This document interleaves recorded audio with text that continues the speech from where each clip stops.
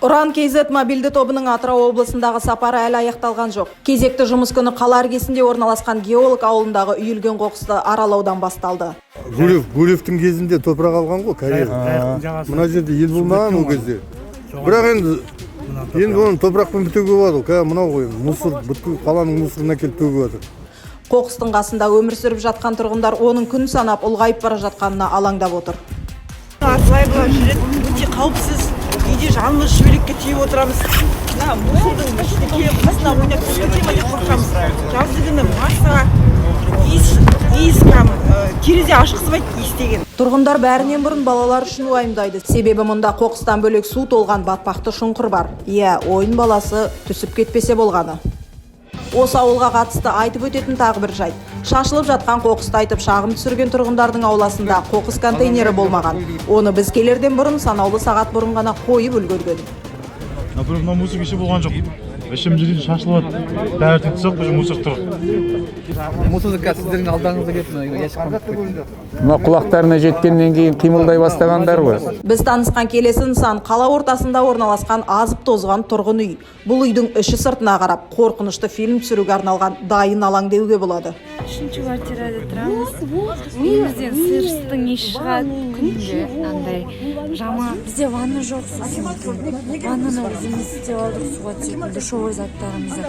И ол душевой еще комнаттың ішінде тұр да. Содан қолдарымыз қайта Стаханов көшесіндегі бұл үй тұрғындарының үрейін қарапайым сөзбен айтып жеткізу мүмкін емес.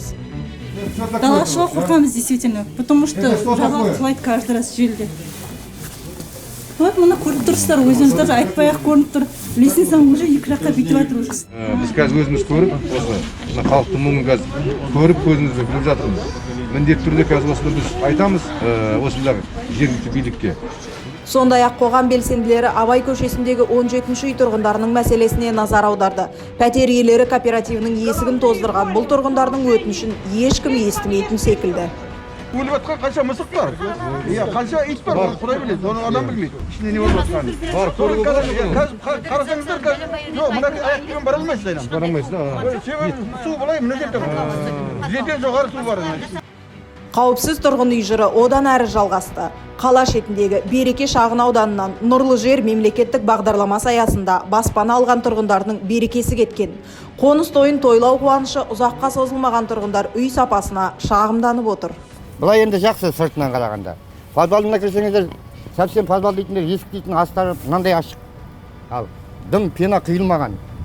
Туалеттің іші де солай. Туалеттің ішіне труба өткізген, тоже жаңағы дым жасамаған. Пена іштен қиылмаған. Ол ана жоғардан келетін демоходтан салқын соған кіреді. Оның ішінде отопление де жоқ. Ол далаға отыр, не ішке отыр, какой разница? Біздің қызыл автобус тоқтаған келесі аялдама қала маңындағы Сарыөзек ауылы. Мұндағы жұрттың әлеуметтік мәселесін жіктеп беруге болады. Ауыз су тапшы, мектеп жоқ, қоғамдық көлік қатынамайды. Проблемалар тізімі осылай кете береді. Іргемізде мінекей көріп тұрсыздар көздеріңізбенен жаңағы сасыған су қаланың канализациясы. Оған ар жағында мына қаланың мусорны өртейтін жеріміз бар. Балдарымыз демала алмайды. Қақ мына ауылдық ортаның қақ ортасында морг бар. Біздің акиматымыз ешқандай балдарымыз үшін, я болмаса мына халық үшін ешқандай уайым қайғылары жоқ, ешқандай. Біз әкімшіліктің жауабын өмірде алып көрген жоқпыз, ол кісі өмірде бері қарай аяғын басып келіп те көрген жоқ халыққа. Осында отқанда осы жердің ауыл әкімі жұмыс жасау керек. Халықпен кездесу керек. Халықтың мұң-мұқтажын есту керек. Қандай көмек керек? Уран КЗ белсенділерінің Атырау аймағындағы халықты толғандырған мәселелермен танысуы жалғаса береді. Ең бастысы жергілікті билік басшылары жауаптан қашпаса болғаны.